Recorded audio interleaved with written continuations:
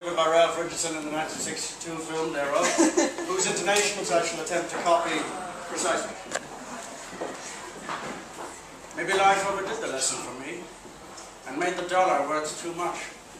And that mistake ruined my career as a fine actor. I've never told this to anyone before, lad, but tonight I'm so heartsick I feel at the end of everything. And what's the use of fake pride and pretense? That goddamn play that I bought for a song and made such a great success in, a great money success, it ruined me with its promise of an easy fortune. I didn't want to do anything else.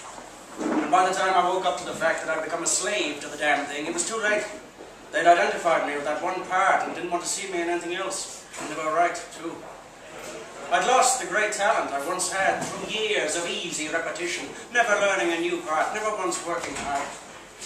All that for $35,000 to $40,000 net profit a season, like snapping your fingers.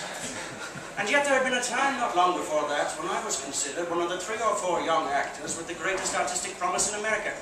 I worked like hell.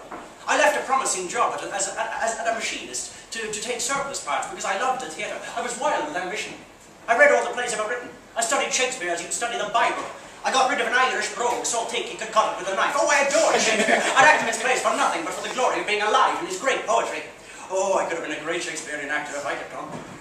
In 1874, when Edwin Booth came to Chicago to the company where I was leading man, I played Brutus to his Cassius one night, and Cassius to his Brutus the next, Othello to his Iago, and so on. That first night I played Othello, he stood in the wings, and he said to our manager, "That young lad is playing Othello better than I ever did." That from Booth! The greatest actor of his day and of any other. As I look back on it now, that night was the high spot of my career. I had life where I wanted it. And for a time after that, I kept on upward with ambition high. Married your mother. Ask her what I was like in those days. Her love was an added incentive to ambition. But then, my good bad luck made me find the big money maker.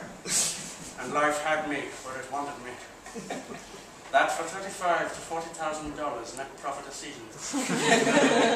A fortune in those days. Even in these.